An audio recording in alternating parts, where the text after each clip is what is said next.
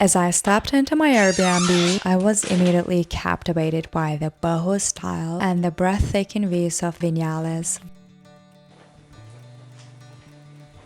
The moment I walked in, a book caught my eye. As I flipped through its pages, I realized that while I enjoy reading, it's the experience that truly shaped me.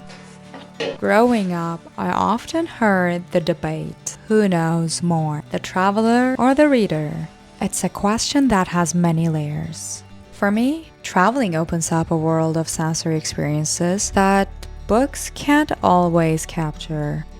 When I'm on the road, every sight, sound, and smell teaches me something new. It's a form of learning that goes beyond the pages of a book, one that expands my perspective and helps me grow. Anyways, I went on a hike with my tour guide after, and he took me to this last generation family's home in the valley. There I discovered the traditional coffee cultivation, harvesting, drying, and toasting of Cuban coffee. It was amazing to see how these beans are processed by hand, preserving the rich flavors unique to this region. Of this family, they never to visit a doctor and never to go to the hospital. It's alone the practice of the natural medicine on the plant and the water. For example, my grandfather is died 2 years ago. They have 89 years and never to visit a doctor, never to go to the hospital. It's alone the practice of the natural medicine on the plant and the water. I also learned about the local belief in the sacredness of the valley's water, which is said to have healing properties. Hour 30 minutes, and they need to remove all time for everything that stay the same color, more the color brown. See, the coffee roast is the color so black, don't have a good taste.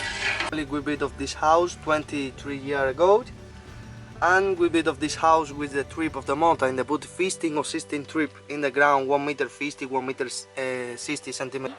What do you call it? This bees is the endemic bees from Cuba. The name of this bees is bees on the ground.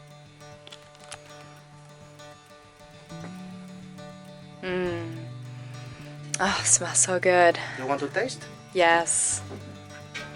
And this honey is very, very liquid, all time liquid, never put dense or hard, and it's pure honey. Normally the honey no is liquid, is in the supermarket, in the mix with the sugar or another ingredient, and the honey is more dense, more hard.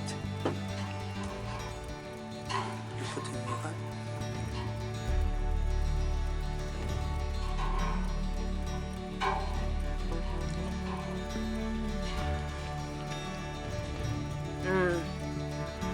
Delicious. Yes.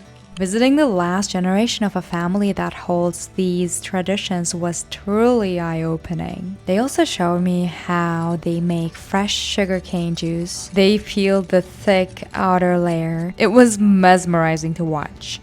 Something you don't really see anywhere.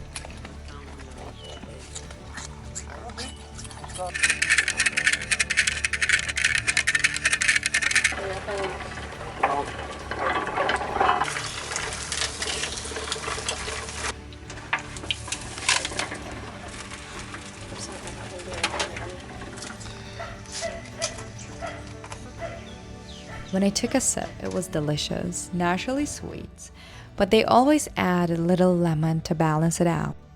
I asked about its benefits, and that's when things got interesting. The man smiled and told me it's an aphrodisiac. Then he laughed and said, "That's why Cubans are so passionate." The next morning, I was up before the sun, ready to catch the sunrise from the mountains of Viñales. We started the hike in complete darkness, just my guide's flashlight leading the way. As we got higher, the sky slowly started changing color. We didn't even need the flashlight anymore. It was a little cloudy, but that actually made it even more beautiful. And when the sun finally peeked over the mountains, the whole world just paused for a second.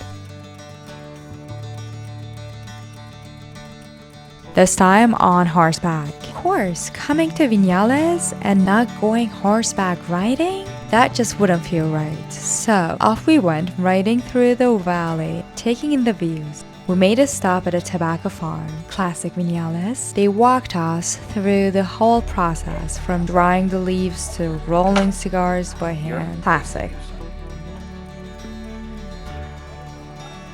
Then my guide took us to a cave, and that was something else. Walking inside, it was cool and dark, with just a little light filtering through. The air felt different, almost heavy. It was one of those places that makes you stop and just take it all in.